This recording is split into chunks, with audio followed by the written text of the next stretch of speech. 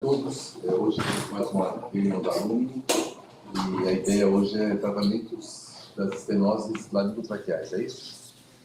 Quem vai falar é o Dr. Benoit Bibas, assistente doutor aqui da faculdade, conhecido de todos e tem trabalhado bastante na área de traqueia, juntamente com o Dr. Hélio, o Dr. Paulo Cardoso. Então, Benoit. Obrigado, bom dia a todos. Obrigado pelo convite. Bom, a ideia é falar hoje sobre o tratamento cirúrgico da estenose laringotraqueal. Então, eu não vou falar muito da teoria, obviamente tem um pouco de teoria embutida no que eu vou falar, mas a ideia é mostrar uma coisa que a gente vem trabalhando, que é o padrão de acometimento das estenoses no complexo laringotraqueal. Pode passar, Cássio, por favor. Pode passar. Então, sempre a gente começa com a anatomia porque é realmente a base da cirurgia laringotraqueal, né?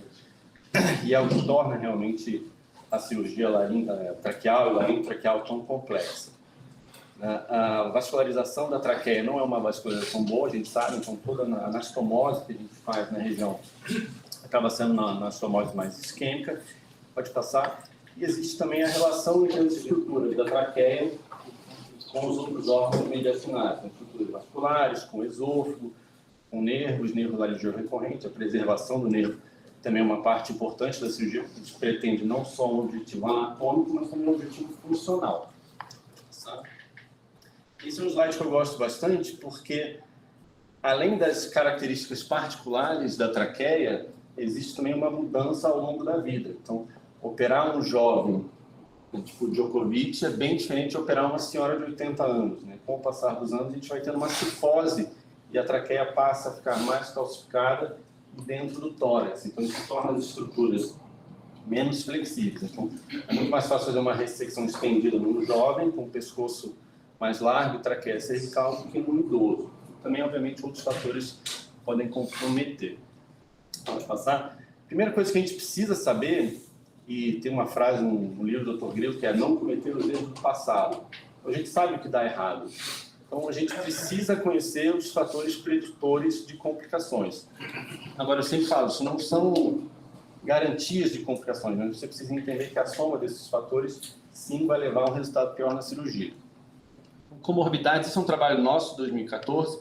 Comorbidades a gente entende, na realidade, basicamente diabetes, ressecção prévia e uma ressecção aórtica e 4 centímetros são fatores clássicos de complicações anastomóticas e de insucesso da cirurgia. Pode passar de novo. Isso já foi comprovado por vários outros trabalhos. Esse trabalho é um trabalho clássico do grupo de Boston, então que eles provaram que diabetes, ressecção aórtica 4 centímetros, ressecção laringotraqueal, traqueostomias eram fatores preditores de complicações anastomóticas. Isso foi testado várias vezes e os resultados são muito similares. Então, sempre diabetes, ressecção laringotraqueal, pode passar. Então, a gente tem uma soma aí de fatores que a gente realmente precisa fazer a individualização de cada caso. Você tem um paciente com uma estenose longa, um paciente jovem sem comorbidade? Isso não é um problema. Uma estenose longa, uma cirurgia laringotraqueal alta, provavelmente não é um problema. Agora, se você começa a ter todos os fatores preditores de complicação, é realmente um otimismo achar que a sua cirurgia vai dar certo. Então, a gente realmente precisa fazer essa individualização do risco de cada paciente. Porque senão a gente acaba com uma deiscência de anastomose, infecção, um resultado funcional pior, porque toda vez que você tem uma deiscência na anastomose laringotraqueal, você acaba tendo associado uma reestenose daquele local. Passando. Outra coisa que eu tenho me atentado muito é o padrão de acometimento laringotraqueal. Eu acho que isso é fundamental para um bom resultado pós-operatório. Pode passar? E é mais ou menos isso aqui. Isso parece um monte de insetos preto e amarelo, né? Pode passar o próximo? Só que, na realidade, a abelha é só essa aqui. Deixa eu ver. E, para quem não está com o olho treinado, a gente vê um monte de inseto. E é o que a gente tem feito cada vez mais. Olhar a fundo para cada doença, entender como a estenose afeta o complexo laringotraqueal e qual é a cirurgia para aquele caso específico.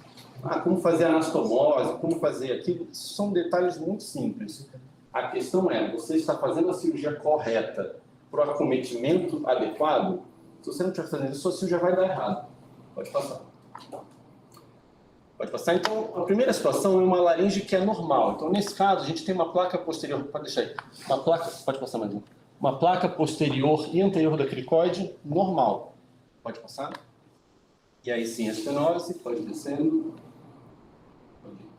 Então, o que a gente vê é isso aqui, uma estenose, a placa da cricoide lá em cima, normal, e uma estenose que está aí a 3 centímetros das pregas vocais. Então, cada vez menos a gente vê doenças desse tipo, mas a gente ainda vê, pode passar. Esse é o caso mais simples de ressecção. Simplesmente você faz a ressecção do segmento acometido e uma anastomose, que pode ser feita de várias formas. A gente aqui faz a posterior contínua e a anterolateral em pontos separados. Você pode fazer tudo separado, tem colegas que fazem duas contínuas também, desde que você tenha uma anastomose saudável, com as bordas normais e sem tensão, o seu resultado vai ser bom. Outra coisa que a gente recomenda é utilizar fio não absorvível de óxido PDS. Tá? E fazendo tudo da maneira correta, a gente tem resultados funcionais e anatômicos. Desculpa, eu não entendi. Fio não absorvível, que preferência? Perdão, absorvível.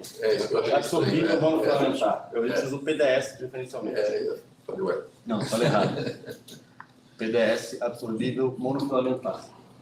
Nesse próximo caso, então, a gente tem uma placa posterior da cricoide perfeitamente normal, pode ir passando. A parede anterior da cricoide também normal, descendo. Então, assim, é um caso de estenose basicamente traqueal. Pode descer, caso. Pode ir passando esse caso. Então, a gente sempre começa aqui com uma laringoscopia de suspensão. Então, mesmo sendo uma estenose traqueal, ela é um pouco mais alta do que aquele caso que a gente tinha visto anteriormente. A gente começa com uma dissecção da traqueia, sempre até a cartilagem tireoide, palpa a membrana cricotraqueal, faz a dissecção do plano anterior da traqueia, que é o habitual, a ressecção da estenose. Então aqui a gente está na borda cranial no primeiro anel, a gente fez um chuleio na parede posterior com PDS e faz a sutura da parede anterolateral com fio de PDS 4.0 ou 3.0, aí, dependendo do grau de tensão que for considerado. Pode passar? Então, nesse caso, uma ressecção de aproximadamente 3 centímetros, também com um resultado pós-operatório muito legal, aí, em torno dos 6 meses. A gente vai subindo agora em direção à laringe. Pode passar. Clica aqui. Tá aí. Então, esse é um caso de um menino que tem um espessamento mucoso na parede posterior da cricoide, mas a laringe é relativamente normal. Então, a gente começa a subir um pouco mais na anastomose. Um menino que não tinha nenhuma comorbidade, mas tinha uma estenose bastante alta. Pode passar? Então, observem que já é uma lesão bem mais alta do que no caso anterior. Está praticamente 5 milímetros das pregas vocais. Pode deixar correr esse cara aí. Deixa correr. Volta lá. Pode clicar. Aí.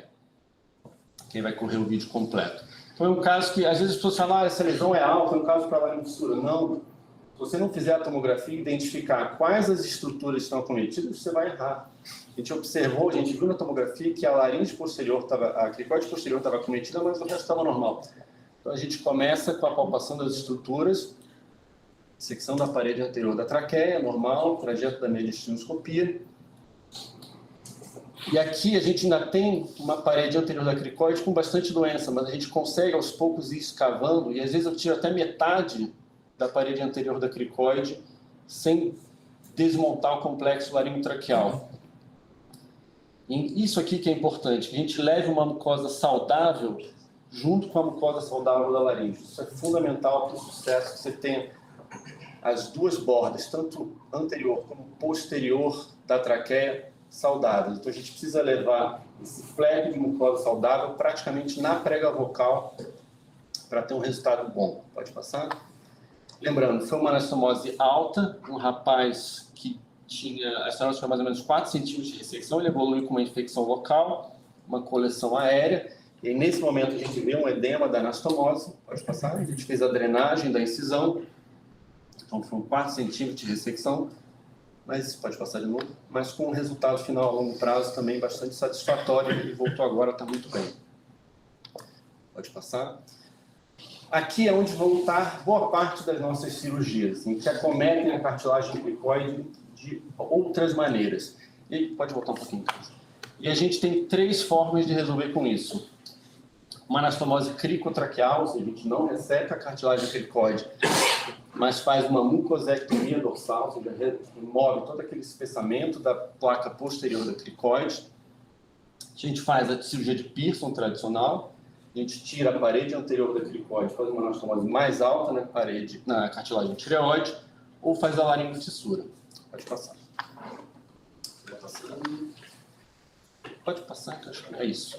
Então aqui é uma coisa muito interessante, que vejam que a luz laríngea é uma luz muito boa, a cartilagem cricóide posterior ela tem um certo espessamento, mas não está muito espessado, mas a gente tem um espessamento mucoso importante. Pode passar? Mais uma. Mesma coisa, quase que um espessamento concêntrico, né? Quase 360 graus, 270 graus. Pode passar. Aqui a parede anterior está um pouco doente, mas não o suficiente para a gente achar que precisaria retirar. Pode ir. Então, está aqui a lesão, é uma lesão relativamente curta, né? Ainda bem. Pode passar.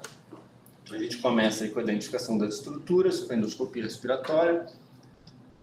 E era uma estenose de aproximadamente 2 centímetros do primeiro ao quarto anel. Secção das estruturas da cartilagem tireoide, palpação da membrana, não está muito calcificada. E essa é a área de estenose que nós nos programamos para ressecar. A gente começa, o paciente não tinha traqueostomia, o que sempre ajuda. A gente começa secando a parte distal da estenose, fazendo a intubação pelo campo operatório para poder progredir com a operação. Separação da parte distal da estenose, né? Então fazendo a ressecção aqui da lesão, ó, do primeiro ao quarto anel. Aqui a traqueia distal saudável. A gente vai fazer a proteção do esôfago e separar a estenose. Esse vídeo ele mostra mais os passos da operação. E aqui, aquela área de espessamento que nós havíamos visto na tomografia. Então, a gente faz essa mucosectomia dorsal, foi descrita por o Lieberman e o Mathiesen, né? Não tem tanto tempo assim. E a gente precisa de um flap muito bom de parede posterior para conseguir fazer a anastomose lá em cima. E nessa situação, a gente acaba usando um PDS 5.0, porque a gente precisa fazer uma anastomose realmente muito perto da prega vocal. Então a gente faz a tração da parede posterior da traqueia, vejam, a gente faz uma sutura contínua, eu faço uma sutura contínua, pelo menos, provavelmente faço. Mas a gente vai ter uma hora que a gente vai ver aqui no vídeo que a gente precisa dessa mucosa muito boa, não adianta deixar a doença. Então, ó, a prega vocal está ali em cima e a anastomose aqui bem alta, ali a 5 milímetros das pregas vocais. Nesse caso, eu achei que teria um pouco de edema durante a operação, após a operação, então eu deixei uma traqueostomia, mas alguns colegas não deixam e se tiver algum problema, eventualmente faz a traqueostomia. Sempre fazemos a proteção da anastomose e colocar um retalho muscular na parte distal da traqueia também, pode passar, Casa, para proteger contra um eventual fístula arterial. Então foram ressecados 2 centímetros mais ou menos de traqueia, 4 anéis, com um resultado também muito bom. Esse paciente ele foi decanulado no hospital e depois a gente fez a avaliação no ambulatório. Então, um estado basicamente normal, para um caso que é bastante desafiador.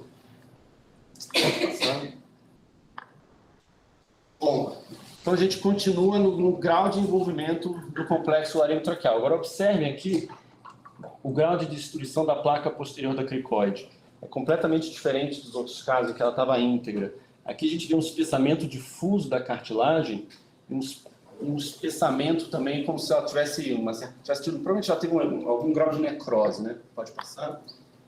A gente já não vê mais aquela forma arredondada, ela está realmente destruída, tanto a cartilagem posterior como a anterior. Pode passar. Pode passar. E aí a traqueia para baixo segue normal, uma lesão bastante alta. Vamos lá. Nessa situação não tem jeito, assim, ou você vai acabar fazendo uma laringofissura, ou você vai acabar fazendo a cirurgia de Pearson-Grillo, que é a ressecção do arco anterior da cartilagem cricoide. Pode passar. Com essa reconstrução, que é uma reconstrução assimétrica, né? Então a gente tira o arco anterolateral da cricoide, preservando os nervos, e vai fazer a anastomose ou na membrana, mas quase sempre na cartilagem tireoide, né? Então a gente preserva a placa posterior da cricoide, a gente não abre ela por causa dos nervos, ela fica essa anastomose assimétrica, né? Ela precisa de um flap mais longo atrás para ela poder chegar bem perto da prega vocal atrás e na frente, na parede anterior, aqui na cartilagem tireoide. Então essa é a mucosectomia dorsal, né, que foi chamada de Tailored Cricoplasty, que diria que é um adjunto que a gente usa durante a cirurgia, que a gente tem usado quase sempre, que é fazer a ressecção desse tecido, desse espessamento da placa posterior da cricoide. Pode passar. A gente faz a ressecção da placa posterior da cricoide e leva esse flap de mucosa lá praticamente na prega vocal. Ele descreve esse procedimento quando se faz a ressecção do arco anterior da cricoide, mas também é possível fazer com o arco da cricoide no local. A diferença é que dá um pouquinho mais de trabalho, você tem que trabalhar um pouquinho lá dentro do túnel, assim, mas com uma agulha pequena você consegue fazer isso. E aí segue a cirurgia com a reconstrução da forma tradicional. Pode passar. Então, nesse caso específico, a gente fez uma reconstrução em 3D e a gente conseguiu identificar qual que seria a cartilagem e o que seria a área espessada a ser ressecada. E acho que nesse caso específico ajudou bastante. Então, o que a gente percebeu é que... Pode passar, cara? Que a reconstrução 3D, em casos simples, ela acaba não ajudando tanto, mas em casos mais complexos, sim, ela ajuda. Então, a gente conseguiu perceber que, nesse caso, seria necessária a ressecção da parede anterior da cartilagem cricoide, associado à ressecção de um espessamento bastante importante da parte posterior. Então, sempre existe aquela dúvida, depois eu falo o que eu ia falar. Então, aqui a gente já ressecou o arco anterior da cricoide, a gente está fazendo a ressecção daquele tecido espessado exatamente na espessura que nós havíamos pré-determinado com a reconstrução. A gente achava que a gente ia precisar tirar mais ou menos 3 milímetros de tecido espessado. Foi mais ou menos isso que a gente precisou. E a gente vai ver que a anastomose ficou praticamente lá na prega vocal, o que é de praxe, né? Então, aqui a gente já fez a ressecção do arco anterior da cricoide. Tá? A gente ainda usa o bisturi, tem alguns serviços que usam alguns outros tipos de desbridadores, mas é importante fazer a ressecção disso aqui. Se você não faz isso aqui, realmente a sua cirurgia fica incompleta. Então, a gente observa que a prega vocal está bem próxima, a cartilagem cricoide posterior é muito doente, mas isso aqui que é importante. Vejam que é tecido normal com tecido normal. Então, é esse o objetivo desse tipo de reconstrução. E aí, obviamente, depois a anastomose é feita da forma... Por isso que eu falo assim, eu acho que a anastomose é um passo importante, mas é mais importante a identificação do defeito a ser ressecado. Então, a cartilagem tireoide e uma anastomose bastante alta. Passando. Então, comparando o pré e o pós, estão mais ou menos aí nos mesmos cortes. Pode passar, Casa? Observem como tem um alargamento bastante importante da luz laríngea. Nesse caso, nós consideramos que não havia necessidade de um enxerto na cartilagem posterior, apesar de ter algum grau de comprometimento lateral. A gente considera que só com a operação a gente conseguiu um bom alargamento da luz laríngea, então a gente não fez nenhum enxerto. Pode passar. Mesma coisa, ó. Destruição bastante importante da placa posterior da cricoide. Ela continua lá, mas com a operação a gente conseguiu obter uma luz muito adequada. E um resultado também que a gente ficou bem satisfeito. Foi uma cirurgia bem trabalhosa mesmo. Aqui seria o grau mais complexo de acometimento da luz laringotraqueal, né? Então, nesses casos, a gente tem uma destruição muito importante da luz traqueal, mas tem uma coisa que eu pessoalmente considero como uma indicação absoluta de uma laringofissura, ou pelo menos uma necessidade de um enxerto. A gente perdeu toda a estrutura do complexo laringotraqueal, mas existe um colabamento lateral da laringe. Não adianta fazer qualquer outro tipo de operação que não inclua um alargamento laríngeo. Então, você vai obrigatoriamente precisar de um enxerto na cartilagem posterior e, às vezes, um enxerto na cartilagem anterior também. Então, por isso que a gente vem mudando um pouco. A gente usa muito a endoscopia, e acho que a endoscopia dá informações importantes. Você vê mobilidade prega-vocal, Você vê características da mucosa, se está inflamada, se não está. Mas isso aqui você tem dificuldade de ver na endoscopia. Assim, o grau de acometimento das estruturas na endoscopia é difícil de avaliar. Pode passar, Câncer. Então, essa é a cirurgia de laringofissura que a gente tradicionalmente faz aqui no serviço. A gente já tem mais ou menos uns 60 casos. Então, a gente faz uma abertura da cartilagem tireoide inteira, ou quase toda. Às vezes a gente chega um pouquinho até aqui. Faz a abertura ou a ressecção da cartilagem cricoide, colocação de um enxerto de cartilagem. Pode passar. Pode passar. E associado a esse enxerto de cartilagem, um molde de silicone, e depois o fechamento das estruturas. Pode passar. Esse molde é um molde do professor Munier, que é um molde maciço, é o melhor molde que a gente tem em fabricação. Isso aqui a gente não tem no Brasil. Pode passar. O que a gente tem é esse aqui, que é o da Stenning, que é um molde que é argentino, que funciona bem também, porque é coisa que a gente precisa fazer a medida da luz laríngea para saber qual o tamanho que a gente vai escolher. Em adultos, na maior parte das vezes a gente usa o tamanho G, mas a gente precisa fazer essa medição antes. Pode passar. E a gente observa que também é uma lesão muito alta, mas que tinha um comprometimento mais grave das estruturas. Então a gente faz a abertura da cartilagem tireoide e aqui a gente faz a abertura da parede posterior da cricoide, com cuidado, obviamente, que tem o esôfago atrás, a gente está praticamente na faringe, são lesões muito altas. A gente coloca um enxerto de cartilagem. Esse é um vídeo um pouco mais antigo, a gente tem feito um enxerto um pouco mais quadrado. E pode deixar.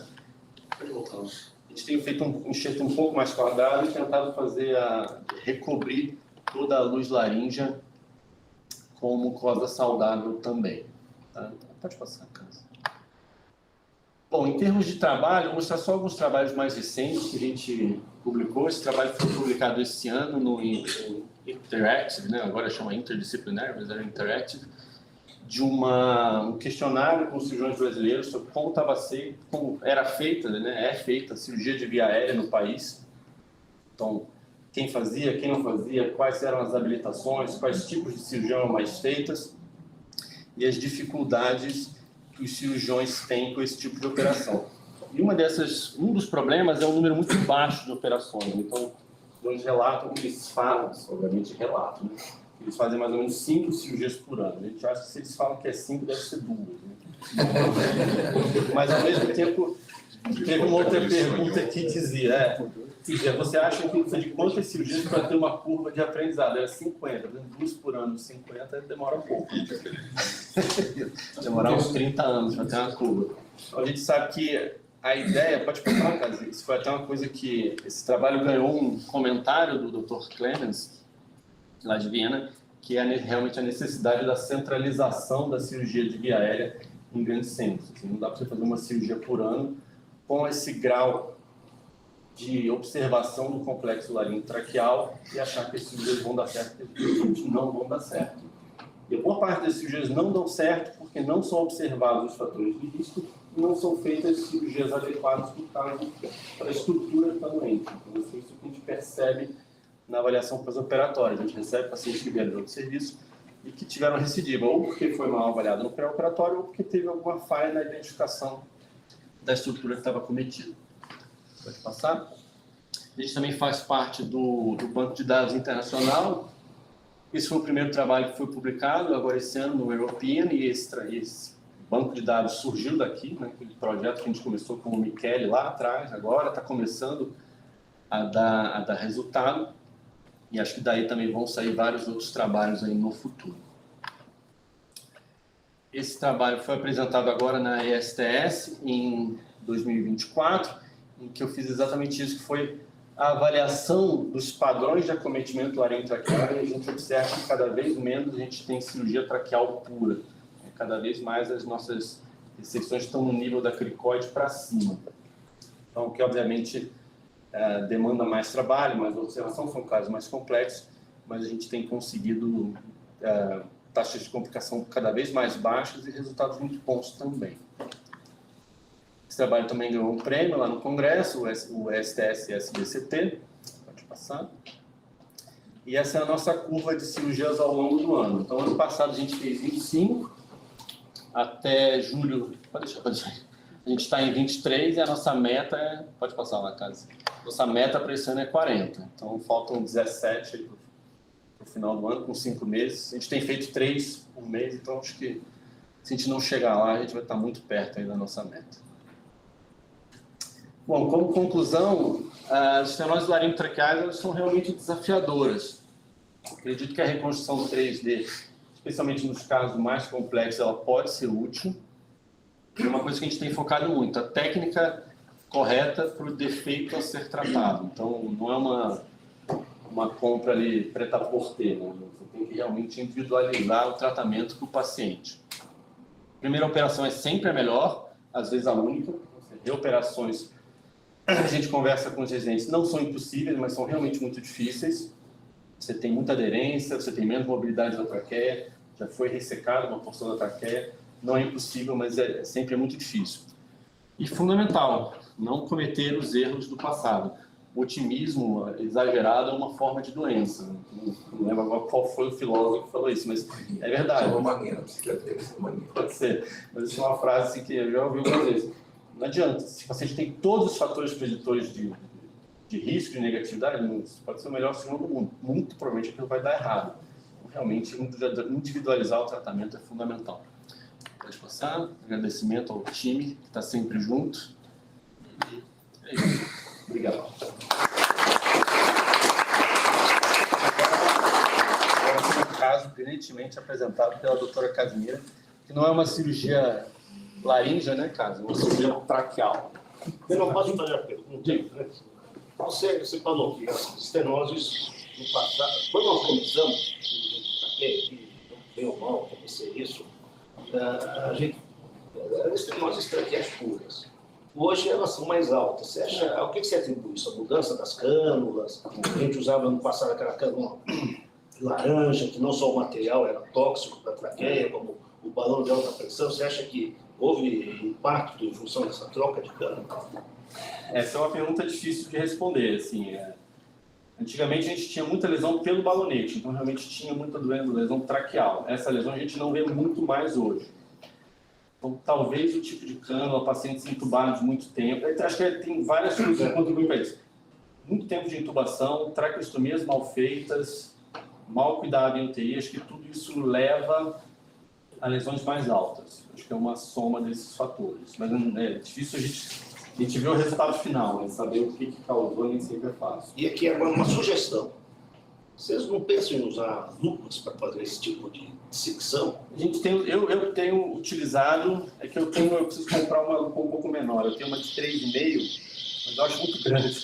Eu vou comprar uma de 2,5. Preciso comprar uma de 2,5. Beirute, posso fazer uma consideração?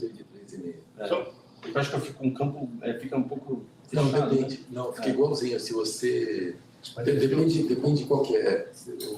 A Design for Fusion, ela tem tradicionalmente a primeira lúpula lançada foi de 2,5. Depois tem de 3,5 e de 4,5. A de 3,5 eu comprei com um campo ampliado. É idêntico. Eu testei antes de comprar. O campo do 2,5 e de 3,5 ampliado é idêntico. A diferença eu acho que ajuda. Agora, se você pegar de 3,5 de campo não ampliado... que eu acho que é a minha. Aí ela realmente fica com um campo muito restrito. E isso dificulta um pouco a adaptação. Por isso que eu não comprei 3,5 ampliado. Fala, Ribas, rapidinho. Rapidinho. Benoit, você falou que o IMC 30 seria um divisor de águas aí para comorbidades. Por que justifica? Como dá para justificar isso, já que você tem uma doença localizada ali no pescoço e onde o 30 interfere muito pouco nisso? São fatores gerais. E, por último, você menciona assim também que faz traqueostomia de segurança. Em vez de fazer traqueostomia de segurança, pode usar o tubo T como segurança? Só essas duas considerações. Em relação aos fatores, assim, o que eu mais fico preocupado é diabetes. Assim, todos os pacientes diabéticos que a gente opera, eventualmente tem algum problema. A gente é um pouco mais... tem mais precaução com esse tipo de caso. O IMC vai na mesma linha, assim, porque você tem alterações aí de cicatrização no IMC, no paciente obeso. Mas eu não acho que seja um fator tão importante. Eu acho que Se for só esse, não tiver outros grandes fatores, acho que dá para fazer. Tá? Em relação à traqueostomia de proteção, eu tenho feito cada vez menos, eu faço quando eu acho que é muito necessário, porque invariavelmente acaba infectando a incisão, o manejo é mais difícil, acaba vazando secreção ao redor. Então eu tenho evitado, a não ser que eu acho que é muito necessário. E geralmente eu tiro também bem precoce no pós-operatório. Em relação ao tubo T, tem gente que usa, o Júdice lá no Rio, ele usa regularmente, ele já deixa um tubo T fechado. A gente não tem muito hábito de fazer isso, porque às vezes acaba acrescentando um outro componente que é a disfagia. Se você fez uma ressecção muito alta, você invariavelmente vai precisar deixar o tubo T transglótico. Num pós-operatório, você vai ter aspiração, pode infectar também o pulmão, então a gente acha que acrescenta mais um fator. Se é muito necessário, a gente deixa uma traqueostomia pequena e tenta tirar nos primeiros 3, 4 dias para já resolver. Perguntinha rápida. Vai lá, última pergunta. O caso é rapidinho também. Eu queria, você mostrou o número, pouca gente fazendo. Tem alguns centros no país que estejam mais ou menos, ou pelo menos você tem essa visão? Não, eu vi quais são, assim, quem relatou fazer mais casos. Então, tem alguns centros, por exemplo, centros conhecidos, Porto Alegre, tem bastante, Messejana faz bastante, mas isso tudo não é feito de uma forma organizada. Então, assim, não existe uma regulação de casos, né? Então, às vezes alguém encaminha por livre e espontânea vontade para um centro maior, mas não existe um direcionamento institucional ou de esferas superiores para esses centros. Isso não existe. Mas isso para tudo, né? Isso para tudo. Tem existe uma regulamentação mais ou menos, bem mais ou menos, é de transplante, e você precisa de um credenciamento específico.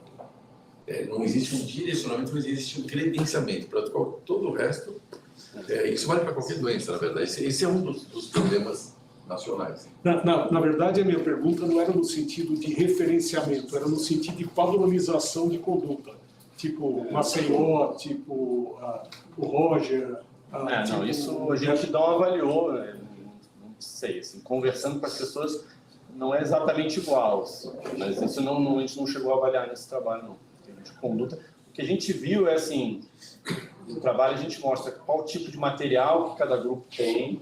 Obviamente, depois está isso numa estatística. Então, quem tem ECMO, quem tem extracorpórea, tem stent disponível, não tem. A gente conseguiu avaliar quais eram as dificuldades dos centros. Então, isso é uma coisa. Assim, dificuldades de material é um fato que todos têm. E também uma coisa muito importante é o treinamento. Assim, não existe treinamento nessa área. Todo mundo fala assim, tem treinamento? Tem. O que é o treinamento? Aula. Tem treinamento prático, zero. Outra coisa, assim, uma das suturas que você fez me deu a sensação que você fez quase uma telescopagem na parte posterior ali da mucosa. É isso mesmo ou não? Em algumas situações, às vezes acaba ficando um certo degrau ali, porque em alguns casos a gente tem um espessamento muito grande da placa posterior da cricoide. E a gente tira o espessamento mucoso, mas a própria cartilagem está muito espessada. A gente tem muito receio de tirar ali, às vezes talvez tivesse um drillzinho, uma coisa muito delicada, a gente conseguisse abaixar. Eu até esperar para fazer o comentário disso. Mas eu tenho muito receio de ter lesão de nervo por conta disso, entendeu? Tem uns microdesbridadores da otorrino. Eles fazem colecistectomia, tudo por furinhos muito pequenos, são muito delicados. Talvez fosse interessante desbastar essa cartilagem. Porque começa que às vezes calcificadaça para ele posterior. Que isso fique mais estável. Então, às vezes a gente acaba levando a mucosa acima desse espessamento e fazendo a famosa.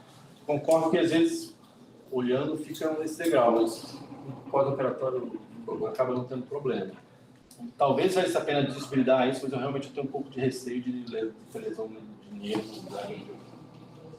Eventualmente acaba liberando calor ali também. Mas dá uma olhada, esses desbridadores da otorrino, eles são bem delicadinhos, eu acho que talvez vai caber o uso da falando. A gente pode ver.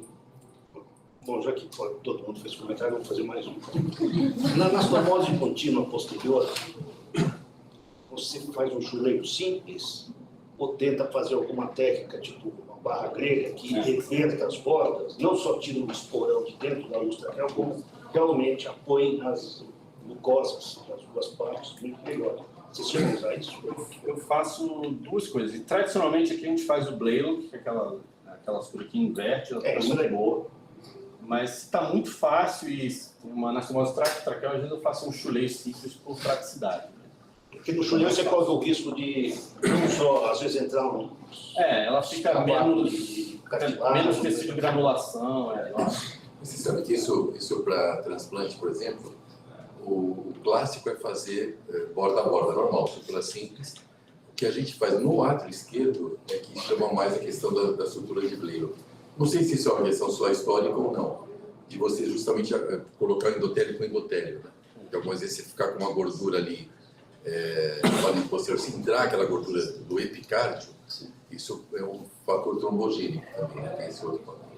Se tem anastomoses muito altas, a gente não consegue fazer o Blero. A gente precisa ter uma certa mobilidade ali da mucosa para conseguir fazer. Então, quando é aquela anastomose lá na prega vocal, eu faço chuleio. Assim. Vamos lá, vamos, cara. Agora, cara. Deixa eu passar para você agora. Não precisa, não. Aqui, ó. Dando continuidade à aula de Benoit.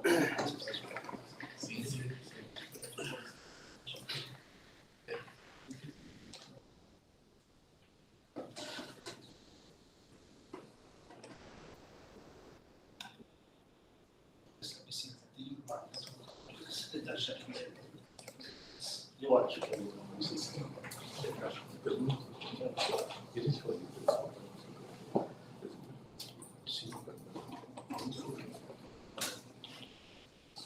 Bom dia, da continuidade à aula. Meu nome é Casimira, sou R4 da cirurgia torácica.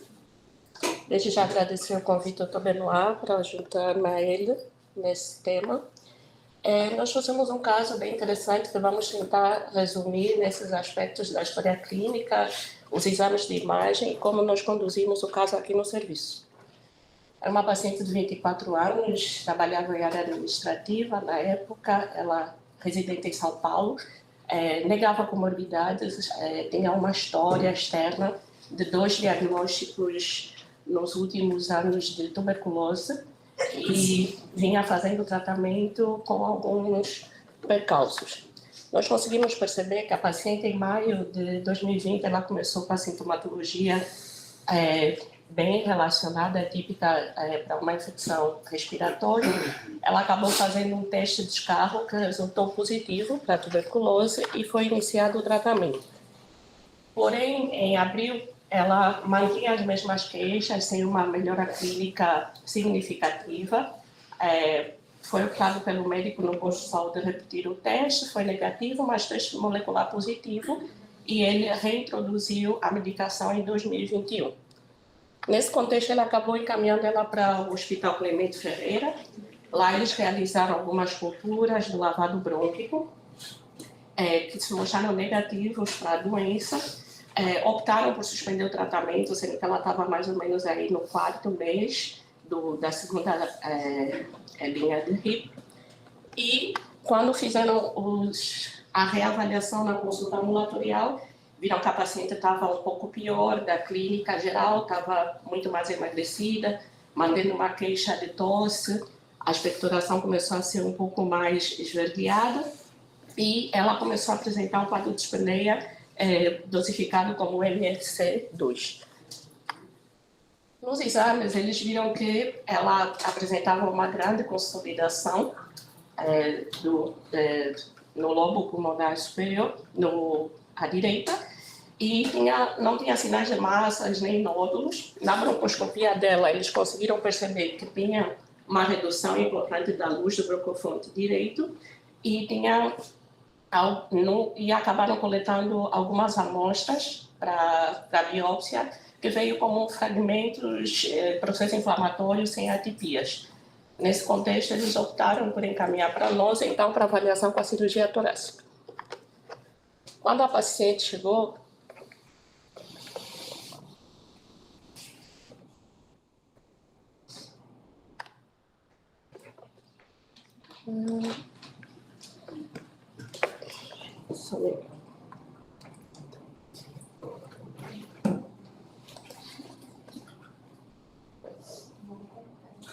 vou pôr meu atrás.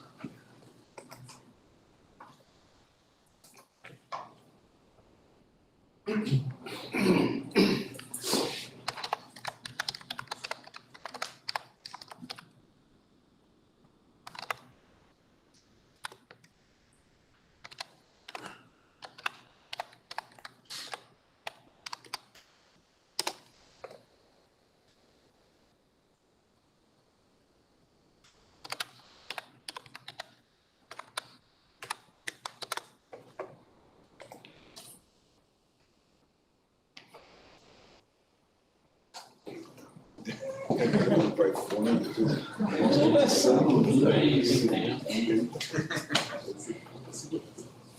Queria que o diabo não precisa mais de fogo para infernizar a vida. Esse é o método antigo, né? É medieval.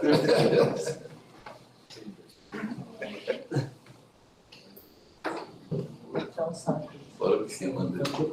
Eu acho que tudo é duas vias, né? Segurança em duas vias, então atrasa. Complicar muito. Vamos ver, vamos tentar, vai se complicar muito dele. Não vai dar, vai dar. Vai dar, vai dar. Vai direto.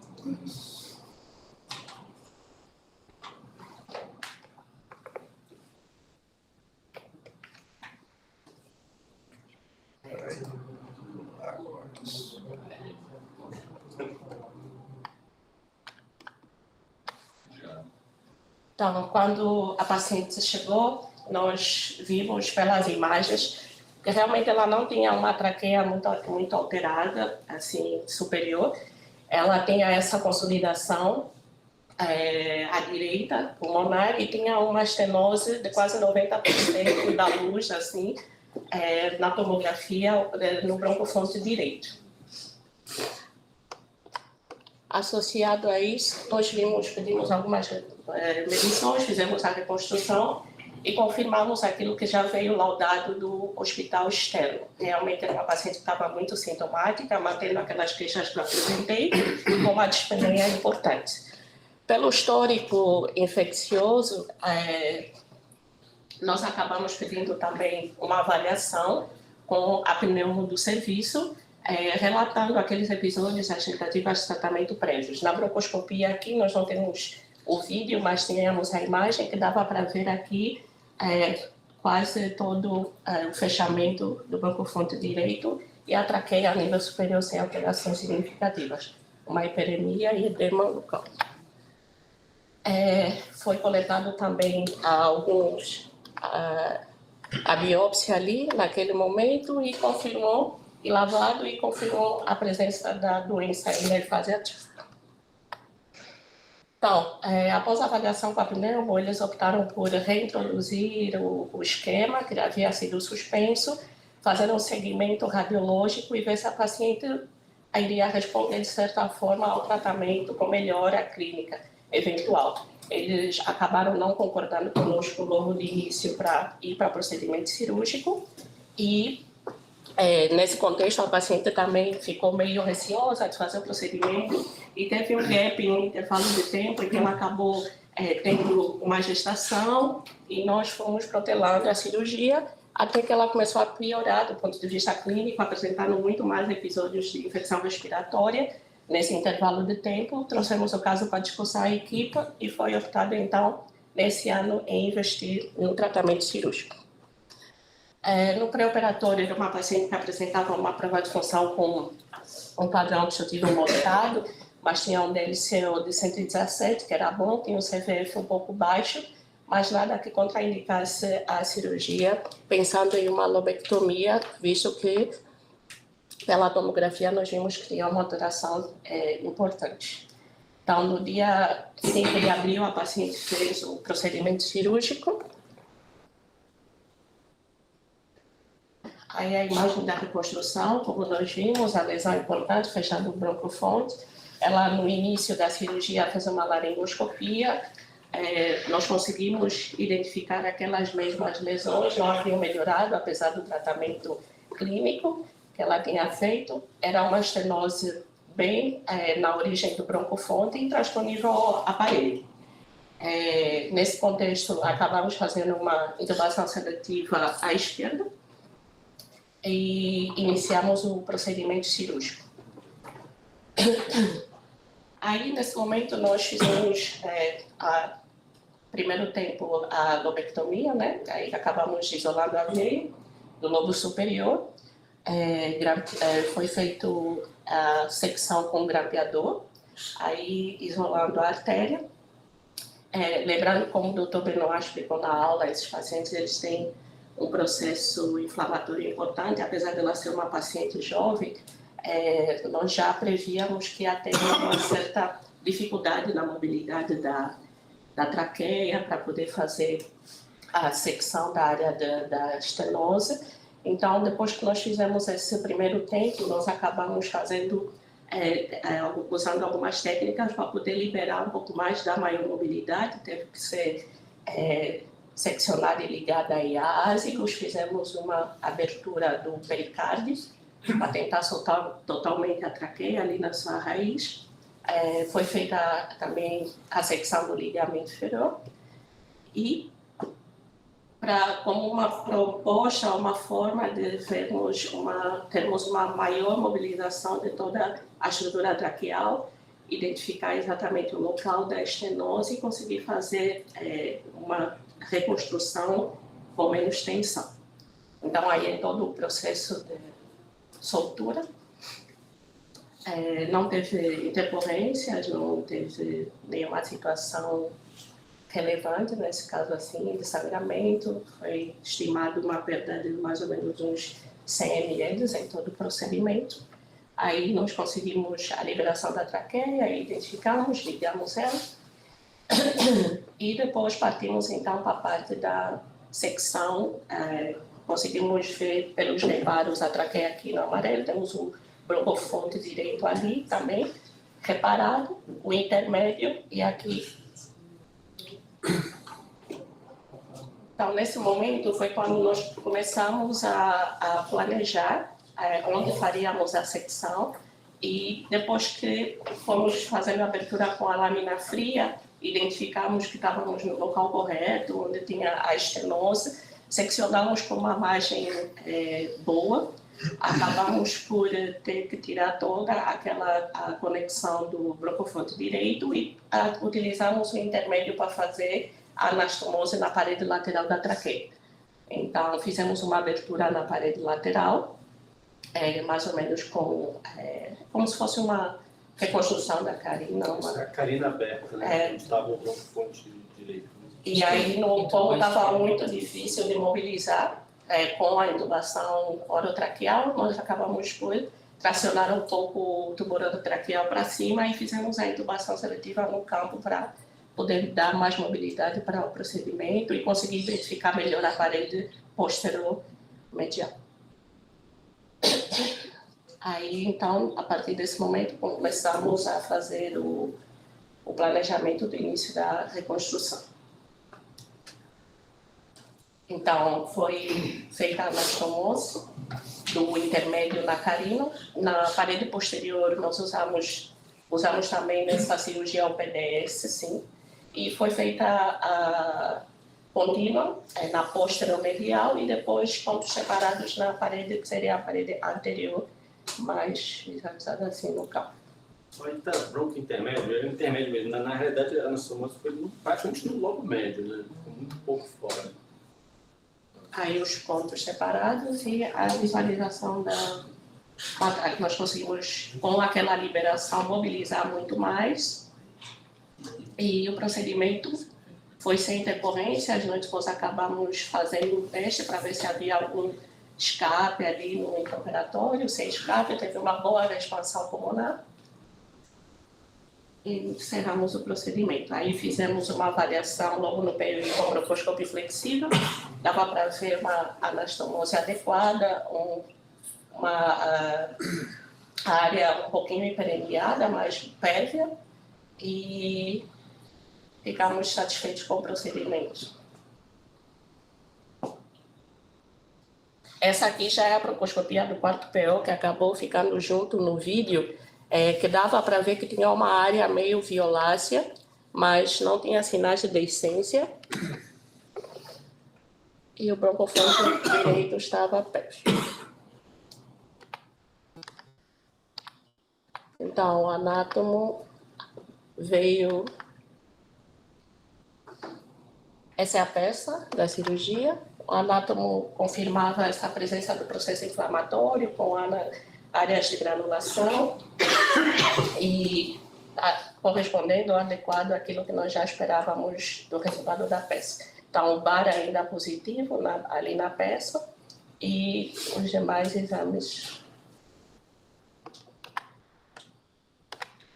dentro do adequado. Então, no POI, uma paciente que acabou indo para a UTI, mas em nenhum momento precisou de suporte ventilatório. Estava em ar ambiente, queixava-se de dor local, o raio-x do POI adequado. No terceiro PO, ela acabou tendo alta para a enfermaria, mantinha-se em ar ambiente, o Breno com baixo débito e sem escape. O raio-x do terceiro pós-operatório.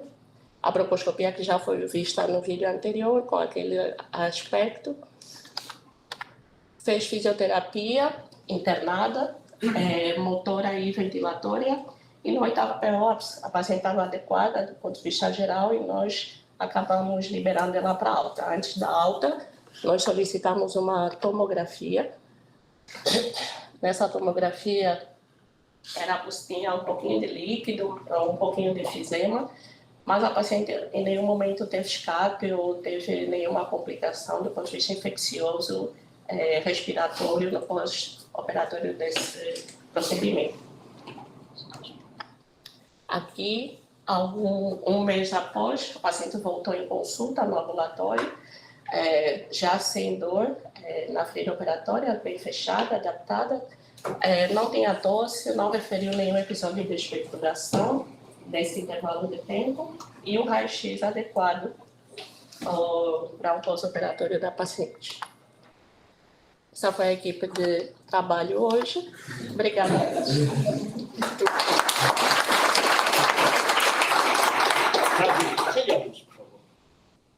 Paulo Cardoso, quer fazer um comentário? Quero dois rápidos. Primeiro, eu queria cumprimentar o Benoit Casimira. Benoit deu uma aula magistral de didática, muito boa, e você tem meia hora para passar essa aula para mim e para o Hélio.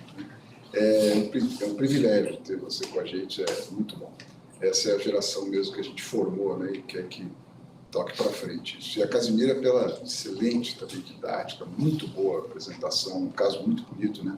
Eu queria fazer dois comentários, um sobre o caso, inicialmente, que a peça positiva, eu entendi que foi na via aérea, não é isso? Isso, tinha, na via confirmando, né, o diagnóstico prévio, tinha bastante sinais de que realmente tinha um processo inflamatório granulomatose, e na peça no pulmão ainda o VAI estava positivo, né? Depois de 3 meses de RIP. Exatamente. Então, isso tem uma explicação para esse caso que é muito interessante, que na via aérea, ao contrário do pulmão, é muito comum você ver BR positivo. Então, todo mundo fica apavorado depois que vê isso, veio positivo e agora? Então, não acontece nada, na verdade, porque você não consegue eliminar todos. Esse é um bicho muito difícil de você erradicar por completo. Então, o que você não pode é o doente ter a doença em evolução. Então, isso é uma coisa bem descrita na literatura e tal. Eu tinha uma experiência boa com tuberculose quando eu estava no Sul, eu aprendi muito lá, porque eu não tinha visto tantas. Então, o sujeito de via aérea não fica frio, está tudo bem. Mas é importante terminar os esquemas e tal. Quanto à cirurgia, eu acho que para vocês, para os residentes, que eu acho que é importante, a gente sempre tem uma visão histórica, né, do que aconteceu. E a cirurgia da traqueia tem duas coisas interessantes que são, ela se desenvolveu, por isso eu dizer isso, em décadas, né? Então, a década que precedeu 1965 era as trevas, né? Não sabia nada disso aí, era um negócio totalmente empírico, qualquer estenose laringotraqueal é tratada com laringectomia total, que é uma coisa interessante. Então, em 1965, o Dr. Grillo, que é um cirurgião da Harvard, ele não era ele fez Brown e fez a carreira na Harvard. Ele foi para o laboratório e fez com dinamômetro, né, em anastomoses traqueais em cadáveres frescos, o estudo que norteia tudo que a gente faz até hoje, que você consegue tirar até 50%, da traqueia, o porquê, né? Isso está publicado em um estudo muito elegante, eu recomendo a vocês verem isso aí. Bem, aí ele cunhou essas bases. Continuaram tirando a laringe toda até 1975, quando o Pearson foi para o laboratório e estudou toda essa parte. Ele era um excelente anatomista, O cara, assim, valia a pena conversar com ele, conhecia profundamente a anatomia. E ele tinha uma coisa muito interessante, que ele operava todos os doentes de laringotraqueal com um otorrino, um colega dele chamado Patrick Goulding, vocês vão ver no livro dele e tal, sempre tem o Patrick Goulding, ele era um otorrino. Eu entrei muito em cirurgia com eles e era muito engraçado os dois operando, porque eles discutiam tudo, né? Parecia muito o Miguel e o Ricas aqui, né? Discutiam todos os aspectos, né? E isso era uma coisa muito saudável, muito legal para a gente, né? Que você está observando e tal. E ele descobriu exatamente isso, que se você fizesse uma secção oblíqua com secção do arco anterior, etc., você conseguia preservar toda a função laríngea. Ao mesmo tempo, você fazia uma anastomosis mais alta, né, que é a anastomosis tíbio-traqueal, e resolvia o problema e o paciente tinha a função preservada. Mais 20, 30 anos depois, 40 anos depois, começou-se a fazer os retalhos, que o Ribeirão mostrou que são muito importantes, que é a base da cirurgia. Né? Então, eu acho quer dizer, essa visão histórica é sempre interessante vocês darem uma olhada, né? Todos os capítulos bons, o melhor é do livro do Grêmio, que é espetacular. Né? Eu convivi muito com ele, porque ele ia muito a Toronto, ele era muito amigo, entrei em cirurgia com ele várias vezes e tal, ele era um homem sereno, assim, uma pessoa muito interessante de conversar e tal, tinha sempre um sorriso, assim, né? E ele entrava em cirurgia e entrava em pânico quando via 2 hemácias. Ele dizia que até uma está tudo bem, 2 ele dizia, para tudo, está sangrando, não tem nada sangrando. Ele era um homem de detalhes, né? Uma coisa interessante. Então, lembrar que tudo quem está fazendo isso hoje, né, vem desses anos todos, né, de estudo, de coisa e tal, e ainda tem muita coisa para evoluir. Então, acho que nós estamos aí na epítome. Deixa um minutinho para alguém fazer mais um. Pronto, isso aí, era isso aí. Alguém quer fazer mais algum comentário? Uns 3 minutos. Né? Acho que não. Bom, acho que podemos concluir, Paulo. Sim, eu acho que assim, bom, primeiro eu queria reforçar os parabéns aí, acho que para o Benoit, para a Casimira, as organizações realmente foram muito boas, mas